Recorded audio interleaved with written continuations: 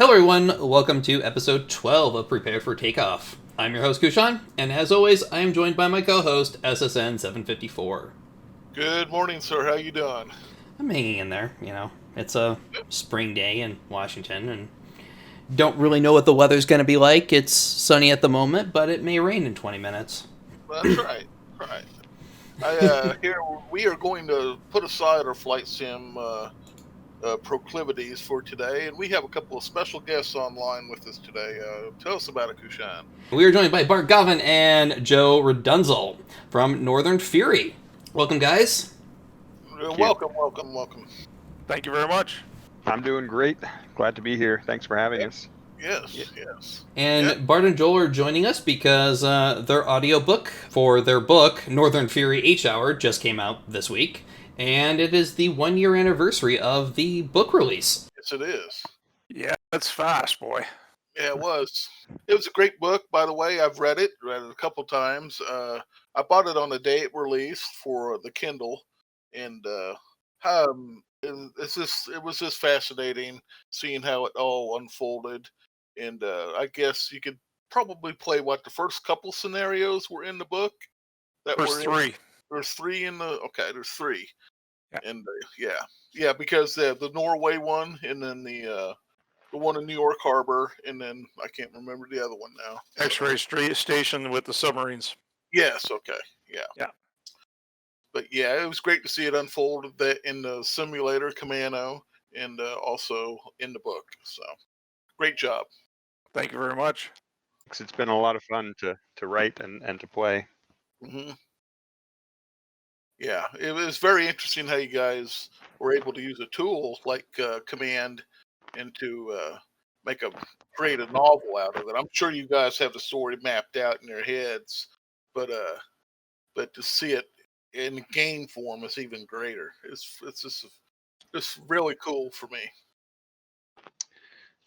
Thanks. Yeah, I mean, we definitely do have we have the spine of the story mapped out all the way to the end, and that's really it's Bart's story. That in fact Bart just emailed me this morning. He found his notes from the story back from the 90s. Back when I was still running around in middle school and high school. But the collaboration between the story and the actual playthroughs of the games, like the great things about wargamings, as you guys know, is like you don't really know how things are gonna play out. Mm-hmm. You're not playing a scripted story, and how this all got started was me playing Bart's scenarios and just the unexpected things that happen, as you play through, and there's just dramatic things that happen in the command simulation, and then extrapolating those out into events in the storyline has been a lot of fun. Yeah. Yep. Yeah, the story I've had that handrailed out for quite a long time.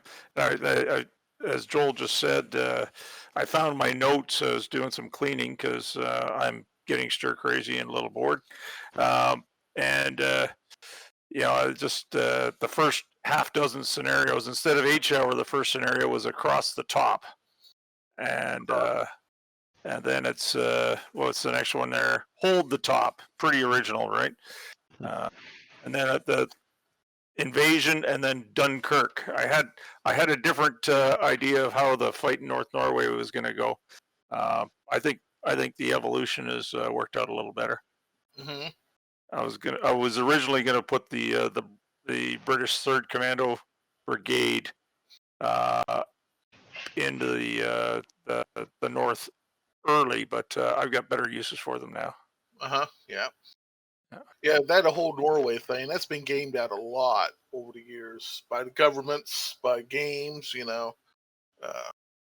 It's kind of a foregone conclusion that Northern Norway is going to be Russian territory. Yeah.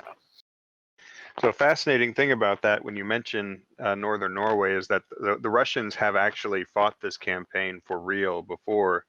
In October of 44, the Russians liberated Northern Norway from the Nazis. Yep. And I've done some research into that campaign, In fact, I've got an academic paper that's going to be published here in a few days that I wrote a couple years ago when I was teaching.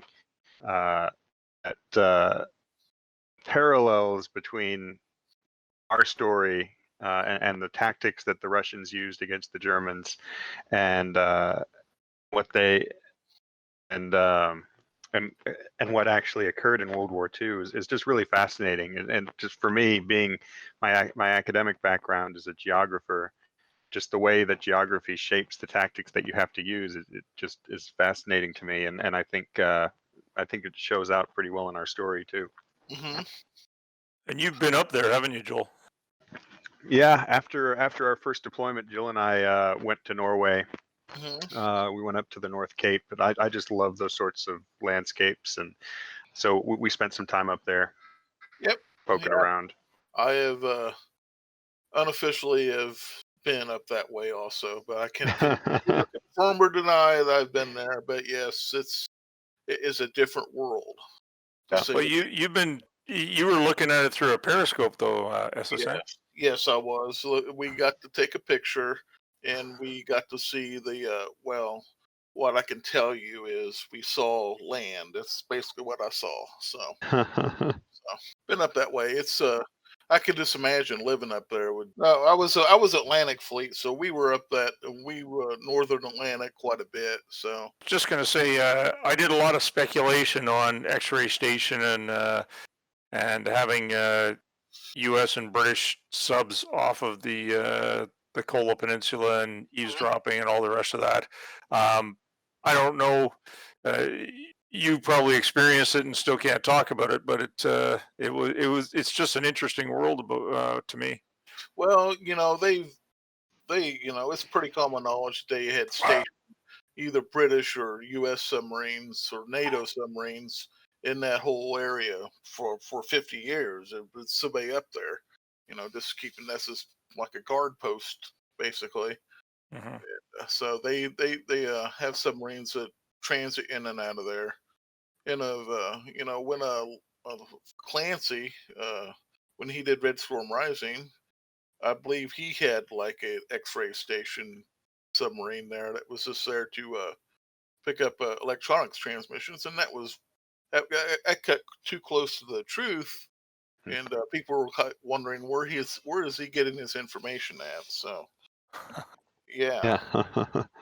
Yeah, I remember in Red Storm Rising, there isn't a character or anything, but they mention a few times that there's a submarine there that's giving them an advanced warning when the backfires are taking off. Yep. ESM. That's what that's all about. So The narwhal. Yeah, narwhal. It was a special. That was basically a walk-in radio station with a reactor. So yeah. So in narwhal in our story, we'll be heading up there. It's just coming out of refit in '94, and it will be heading up there in scenario terms. It's in subsurge, which I think is scenario 9. But in rough game time, it's about a week after the war starts before Nautilus gets up there. yeah, Hangs around at the edge of the polar ice cap and stays there the rest of the war. I've been listening to the audiobook this week, and I didn't see the second Kuznetsov coming. If I was that sub-captain, I would have been kicking myself for not sinking the first one as it came out. Yeah, that was an interesting scene to write because, and for me, I think one of the things that's important as we write the book that may be a little different from our playthrough is, I think when we war game, when we're moving, every person's different, but when you're moving units around the map, like it's easy when you're, say, playing with the USS Connecticut in an X-ray station to say, hey, the risk is worth it. Let me take a shot and see if I can get away. But when you're actually in the submarine, having to do the math on your odds of survival and the odds of the 100 and something odd people of survival, that starts to add I think a completely different calculus into there. So I think one of the ways where maybe wargaming doesn't quite model out as well is you may be more willing to spend your electrons on the computer than you will the lives of real people. And I don't know, SSN, you may have more insight into that than me. Well, with like command, the one thing I think it lacks is the human element. It's a simulation, it crunches the numbers, and that's what it does very well.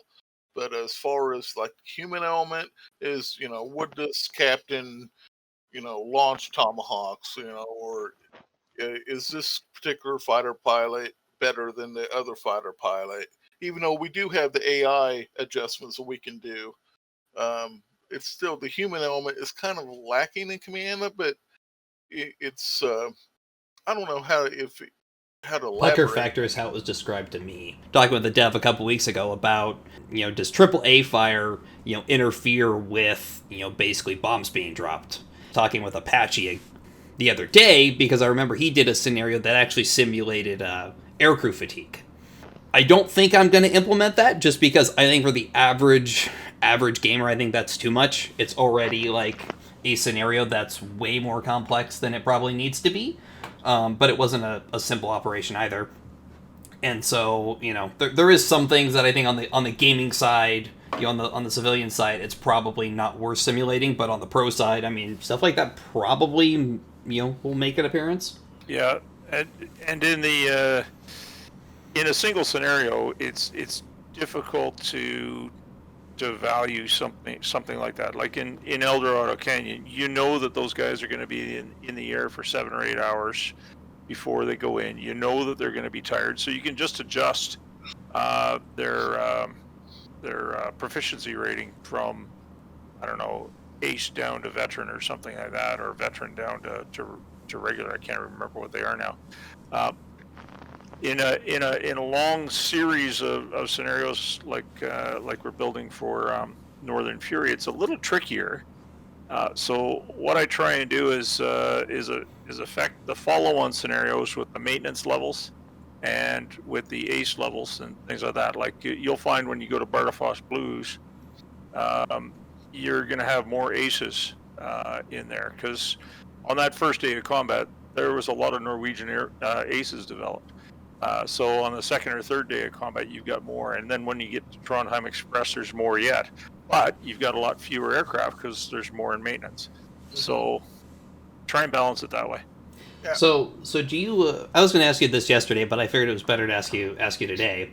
Do you have like a master list of all the units that are in there? Continuity, yeah. The master list, and I've got most of it on the web page. What is it? northernfury.us. And so if you go into a nation in there, you can see all their units, squadrons, ships, etc. But I've got spreadsheets. Joel can probably give you stories about the number of spreadsheets that I've got. I track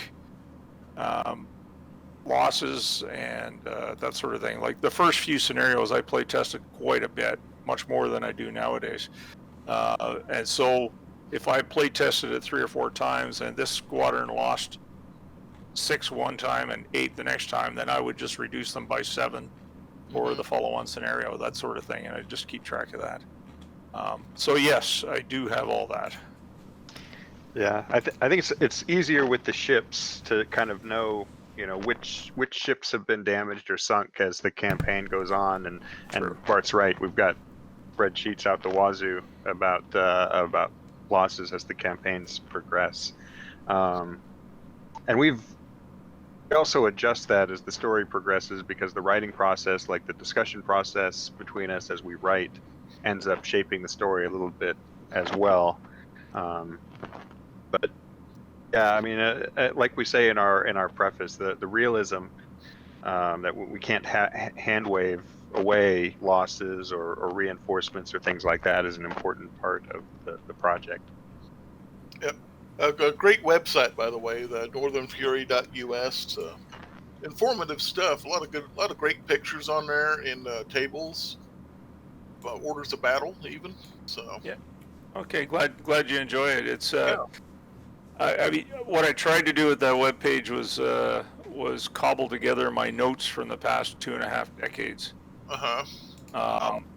And then compare it to what we know now. We know a lot more now about Warsaw Pact stuff than we did in the early '90s. So Sure. hindsight's got a lot to do with it. But that was a labor of love, that listing. I guess I just needed to get it off of my computer and out of the dusty notes that I had and things like that, and onto somewhere where somebody can use it. Yep. I'd say I've referred to, like, especially your Soviet Navy numbers. I've referred to it quite a bit, and just to see what they would throw at us if they surged the fleet in the Northern Fleet, So Yeah, and for the Soviet side, I must say I was a little bit generous, I think. It's hard to extrapolate beyond the 89-91 crash that the Soviet Navy went through, to 94, where not only did they not experience that crash, they got better and they built more ships. Like, I think I've got 6 or 8 Slava class or something like that. Yeah, there's 8 in the Northern Fleet here. I'm looking at it right here. There's 8. Yeah. Where in reality, I think by 94 they might have had 4 or 5. Yeah.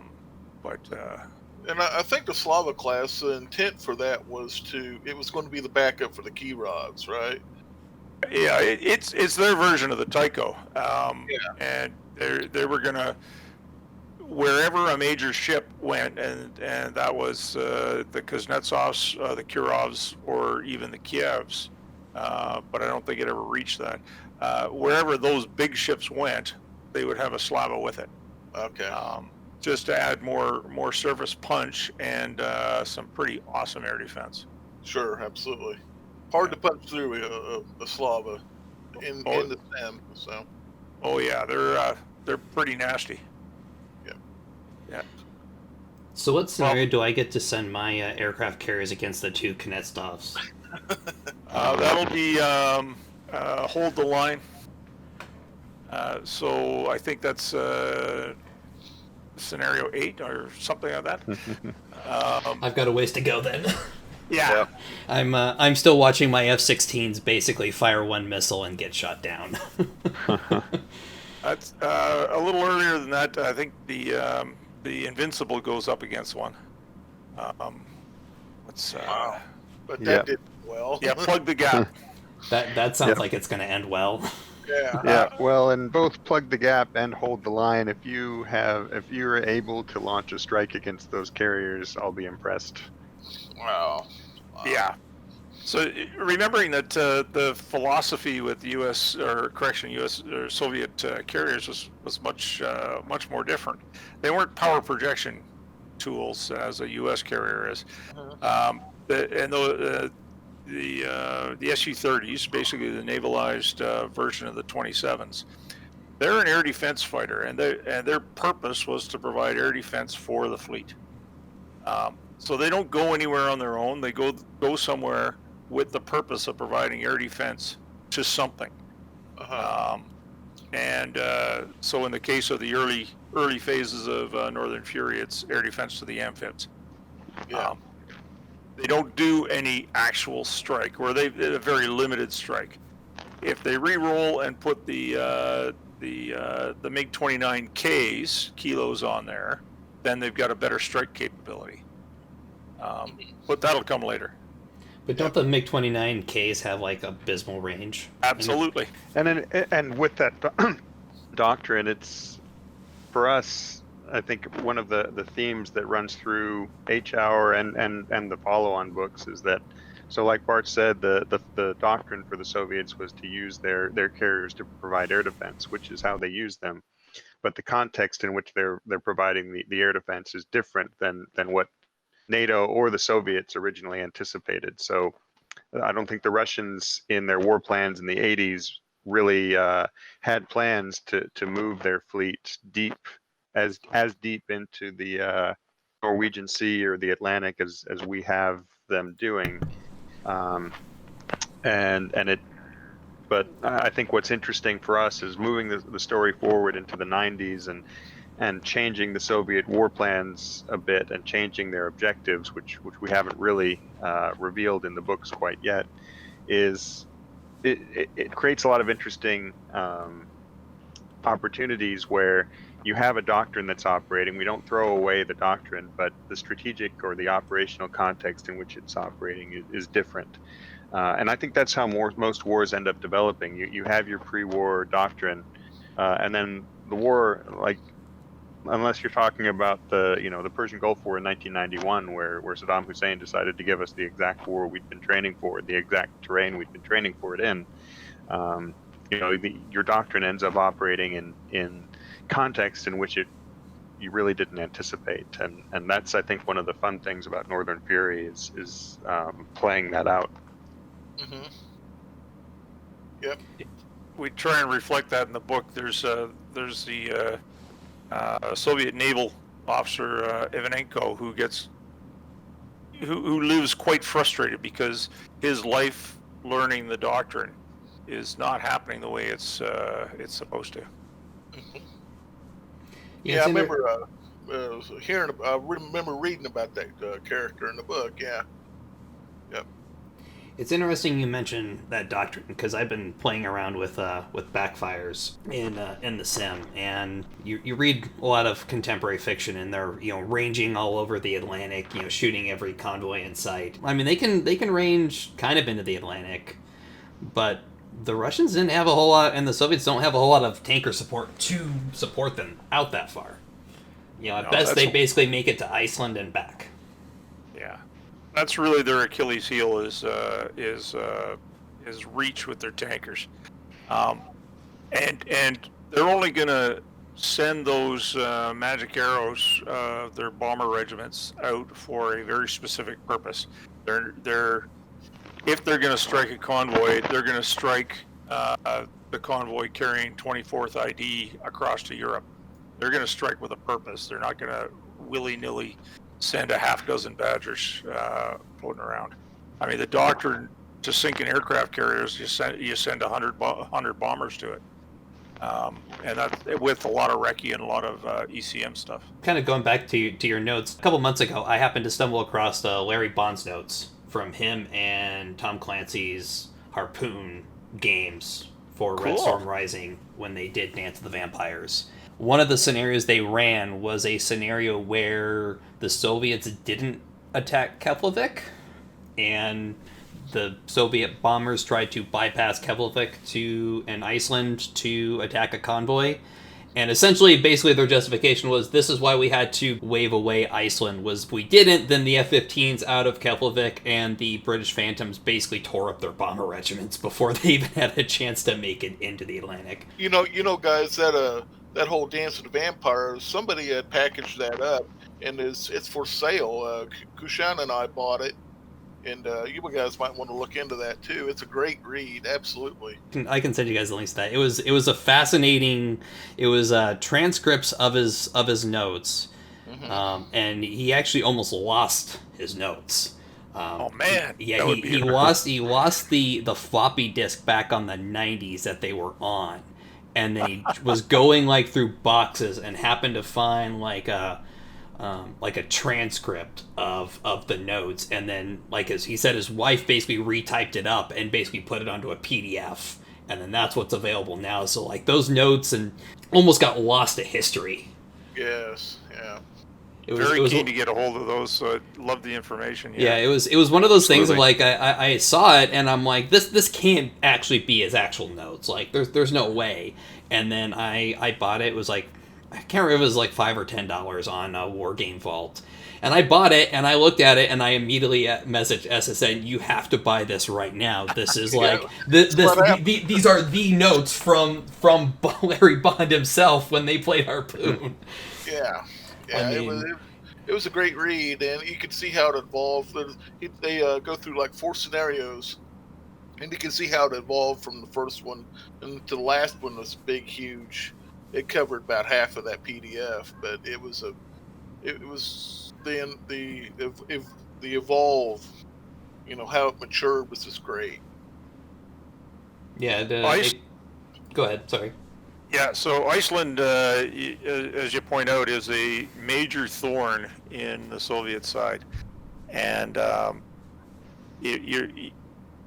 you're torn with how the heck do you neutralize it, and allow yourself time to sort it out, and then better yet, how do you use it to your advantage? And so Iceland's going to play out heavily in book 2, and I think we've, from the Soviet perspective, I think we've done a half decent job of leveraging Iceland for everything it's worth, from their perspective. Is that where the amphibs are going? Well, I don't know. You'll have to read book 2 to find out. Or play Trondheim Express. Yeah. Oh, Trondheim. So that's where the amphibs are going. Yeah, but don't forget about Keflavik Capers, or Kef Capers. I was going to ask, is that the scenario where you actually get to see this raid on Iceland that's mentioned in 3 or 4 different scenarios now? So you don't ever see that raid on Iceland. Okay, you don't actually see it. Okay. No, and several reasons for that. One, it's pretty basic scenario. As the NATO forces, you're sitting there and you get swacked. It's sort of like a 2-hit bar fight. You get hit once and you fall down and you hit the floor. So it's not a very interesting scenario. And B, we didn't want to leave it to chance, because it's so critical, critical to the storyline. So did you ever consider, doing a scenario where your job is to get whatever you can out of Keflavik while your F-15s are fighting off the bomber regiments? So that's the exact description of Keflavik Capers, actually. Yeah. So Keflavik Capers is another one where, and it's a fun scenario to play, where your objective is not to win, it's to see how badly you can, or it's to see how much you can mitigate the damage of losing. Iceland is another place I've been.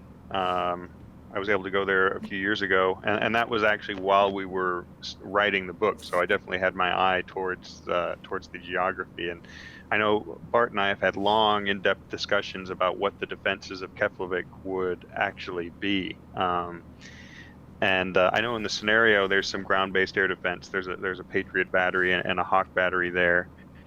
We still haven't really determined positively one way or the other if there would have been any ground-based air defense. If there's not, then really to shut down Keflavik, if you can shut down the runways at Keflavik and keep those F-15s on the ground, Iceland becomes pretty defenseless, which is something to think about. I know Euler, who does a lot of scenario design and reviews a lot of, he has his full apocalypse review.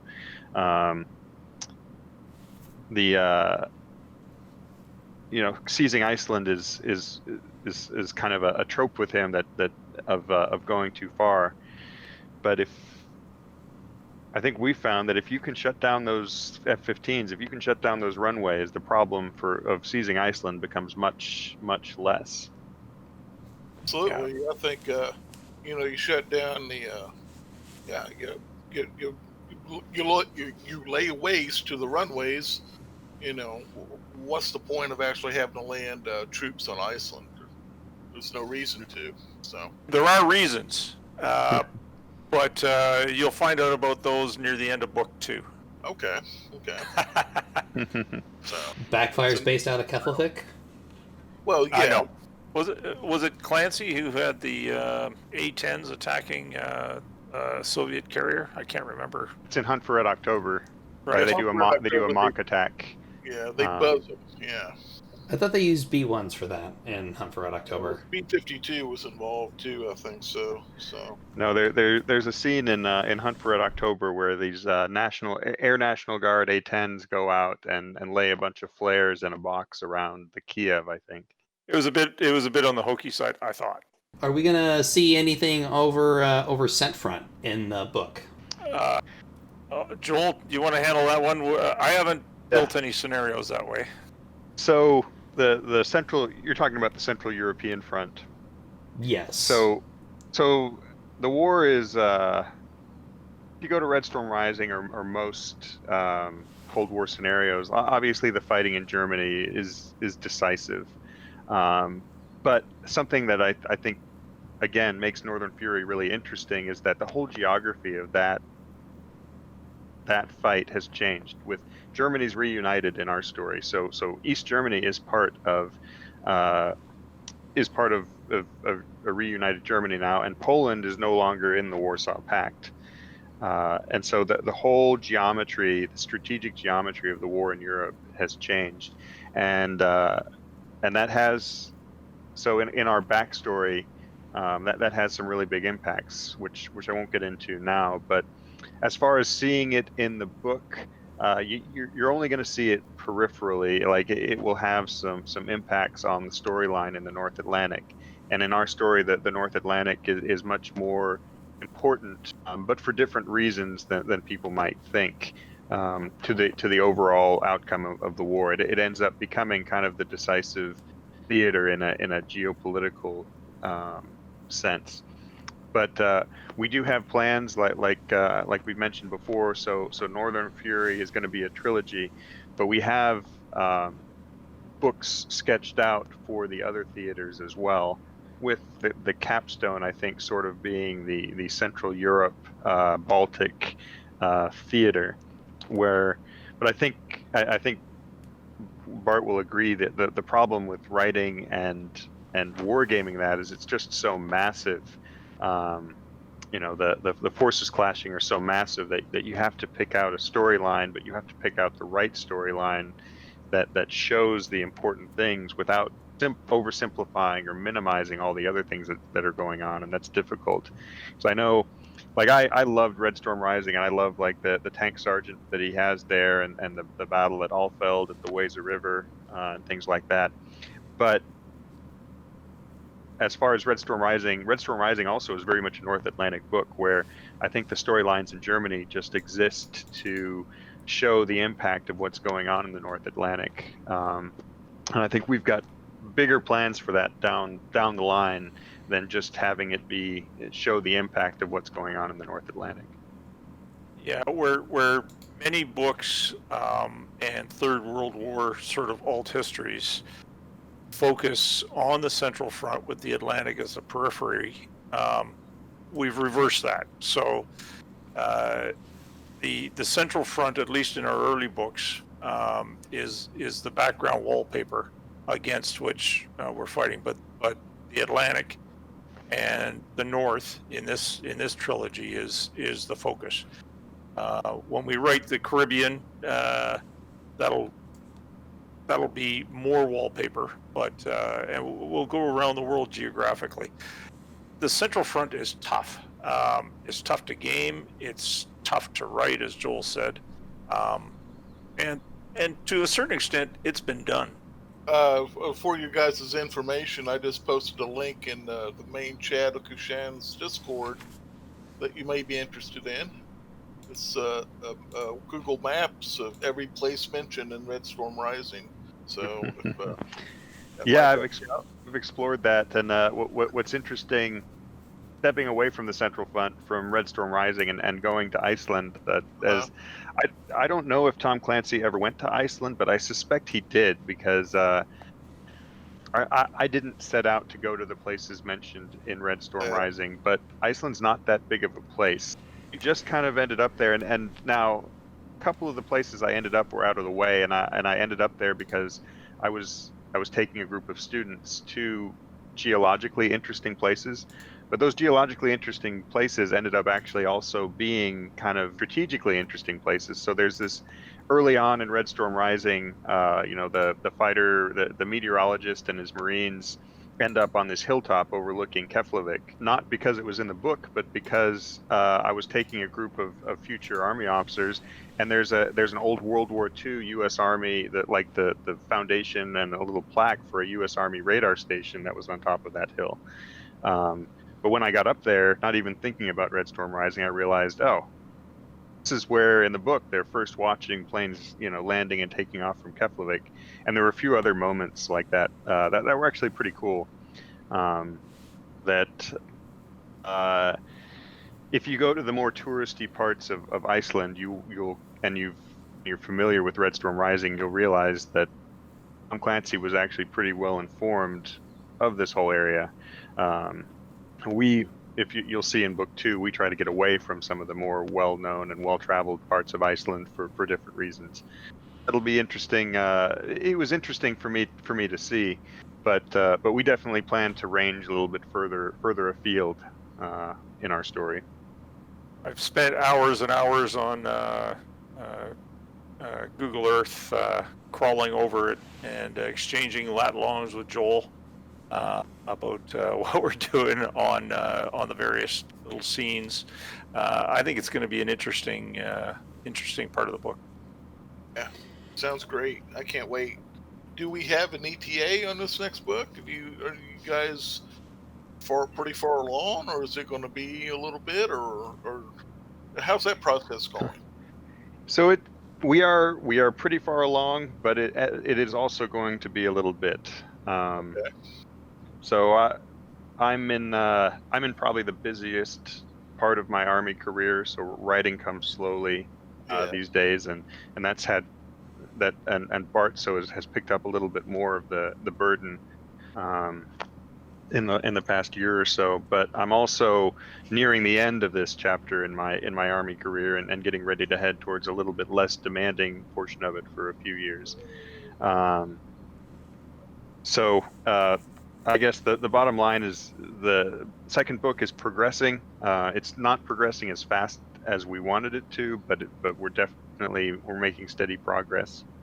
Sounds good. And I guess a follow on with that is the writing of the book is probably about 2/3 of the job. The rest of it is the reviewing and the editing. In book 1, we spent about 8 or 9 months doing that. So we're not gonna go firm on a release date until we're into that stage. I think we've learned our lesson a couple of times, missing dates.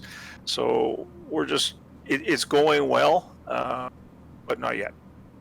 So is the plan to do all 3 of the Northern Fury trilogy and then go to the other theaters, or are you going to intermix basically through the overall timeline?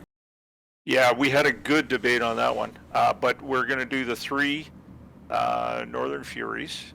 So you're going to know Northern Fury 1 H hour tells you the beginning, and the third book, and I won't release the name yet, will tell you the end. So you'll have the war bookended with those 3 books. We'll then go around and fill in the geographical corners, and those will more than the Northern Fury bunch be focused specifically on that theater, if that makes sense.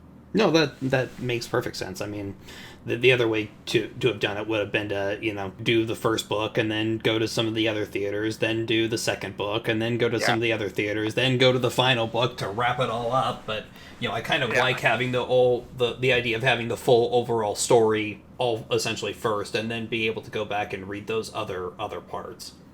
Yeah, Game of Thrones sort of displayed the route that you just described, and that's got its pitfalls. So we opted for this, but we're also filling in some corners now. As Joel explained, we're having some time issues. So I'm taking what we're calling little side treks into exploring things in a little more detail. And the first one I think we can probably talk about today is the whole adventure around the Nordkapp. The Nordkapp, which you managed to get sunk just off of the North Cape, if I recall correctly. Actually, it was off the west coast. Oh, okay. I think she was halfway to 3/4 back to my naval force when she finally got sunk. You mentioned she gets sunk earlier. Yeah. And that, you seem to be surprised that she got so far. I was, actually. I want to say they were MiG-23s or Su-27s. MiG-27s. Yes, sunker, and I was kind of sad. We're gonna write a short novel, probably, or as it's more accurately called, a novella.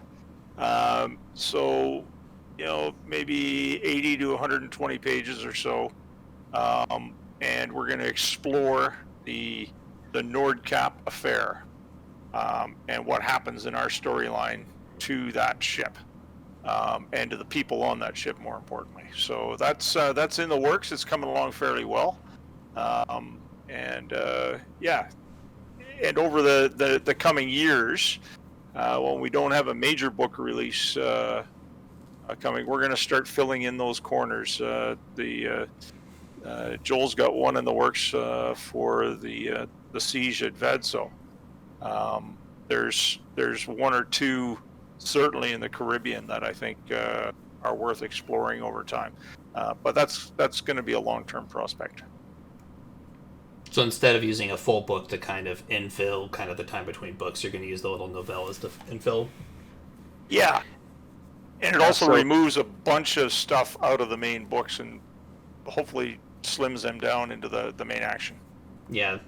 No, I can understand that. I mean, you mentioned Game of Thrones, and if there's ever a book that has bloat, it is the Game of Thrones series. And switches perspective way too much and in way too many different locations and people. It is that book series.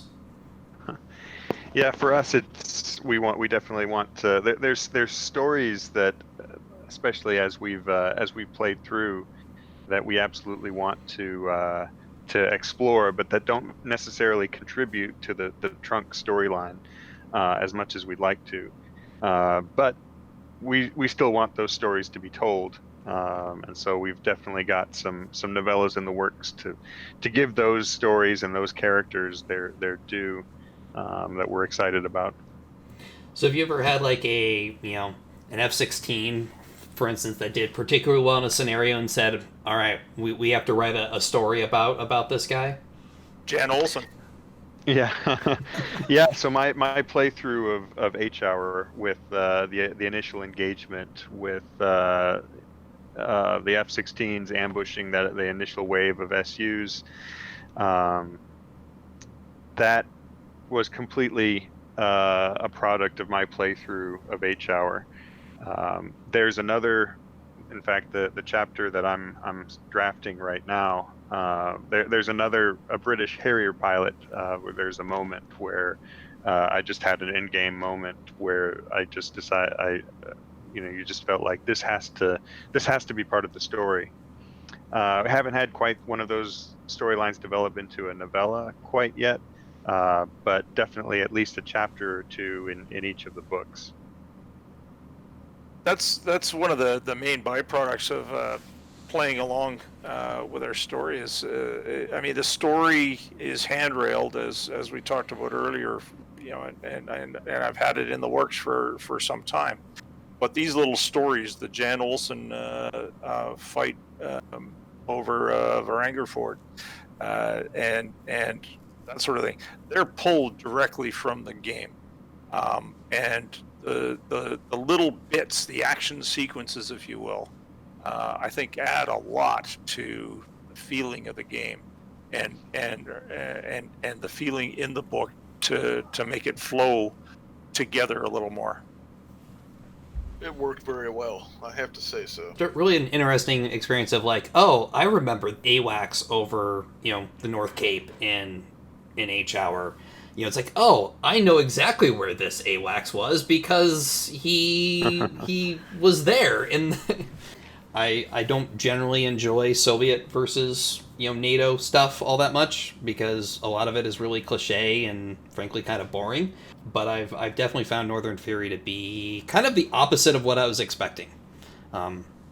Which is a good thing. I was expecting kind of something more cliche, and I'm finding something that's really not.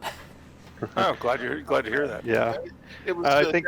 Yeah. Oh, I'm sorry. Go ahead. Go ahead, SSN. Oh no, I was just going to say it was a definite change of refreshing change of pace from say Red Storm Rising, which set the mold, of course. But yes, I was very surprised and pleasantly surprised at how it all unfolded. So one of the go ahead, Bart.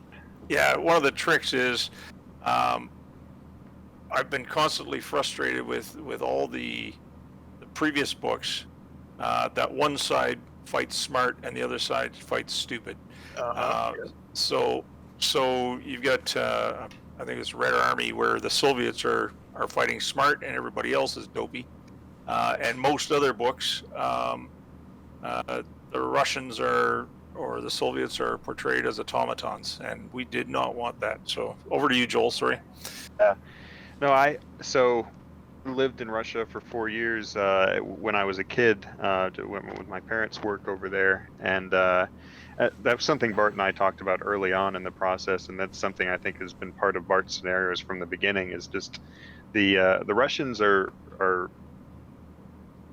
as intelligent and as good at planning and fighting as anybody else, and oftentimes better than many. I think what Red Storm Rising, the weakness is, and a lot of the Cold War goes hot fiction, is that the Russians start off with this dastardly plan that's brilliant and surprises everybody, which we kind of do as well. But then it feels like they don't have any plan or any end game, and so when things start to go poorly, as they always do, the Russians are just left to basically just manage the damage for the spunky NATO counterattack. That's not the direction our story's going. The Russians have a plan, a multi-step plan, just like NATO will have a multi-step plan to respond. And the second thing is just the humanity of the people. We didn't want there to be a bunch of evil Russian characters and Pollyanna NATO characters. There are good people and there are bad people on both sides of the conflict, and that was something that we want to get across as well. I mean, I have my biases about the morality of the Soviet regime. I think it was a pretty terrible. Pretty terrible authoritarian regime, but when you break it down into the individual people, like your individual Russian person is not much different from your individual American or Canadian or German or whoever, and we wanted to get that across as well. And he did it very well. It's just a great book, and I hope it's brought you guys a lot of pleasure and a lot of in a lot of satisfaction. I'm sure it's sold very well. It has for me. I've bought, of course, the Kindle version, and I'm probably thinking about picking up even the hardcover version. It's funny you should say that. I was thinking about doing the exact same thing too. Absolutely. Yeah. Anything to support this great endeavor you guys have. It's just it's working out very well. Well, thank you very much. Yeah, we appreciate that. I think Bart would agree. I mean, we're not doing it for the money necessarily. I mean, the sales are nice and the royalties are nice, but tell it, like you said, it's really rewarding to tell that story and to have other people connect with and enjoy the story. I know that's what got me in collaborating with Bart in the first place, was just how great I thought the story was that he was telling through the scenarios. Mm-hmm. And I remember reading your original AARs over on Grogcats. I honestly, when I was reading those, and as those were great, by the way, I don't think I've ever had a chance to tell you just how awesome I thought those original after action reports were. It was those AARs that convinced me that this young fella can write. The way I describe it is Joel's the guy that puts the verbs in the book. I build the frame of the house, and he does all the finishing and makes the characters come out and really makes it work. So it's a good collaboration, I think. Absolutely. Yeah, it's been fun. It's been a lot of fun, actually. Time consuming. It's no small task, but it is rewarding. just being able to share the story and share the ideas.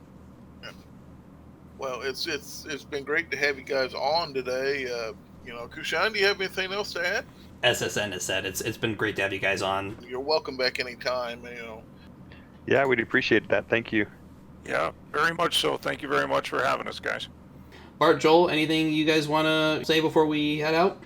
Certainly, I appreciate you streaming those games. I think that's it brings them back to life and gives me a warm and fuzzy that people are actually still playing them after years. So I appreciate that. I actually think I'm the only one who hasn't played them. Thank you, Joel. Nope. I've really enjoyed talking, and we're excited to keep moving with this project. Pretty much wraps it up, Kushan? That wraps us up for today, and we will see you guys in a couple weeks.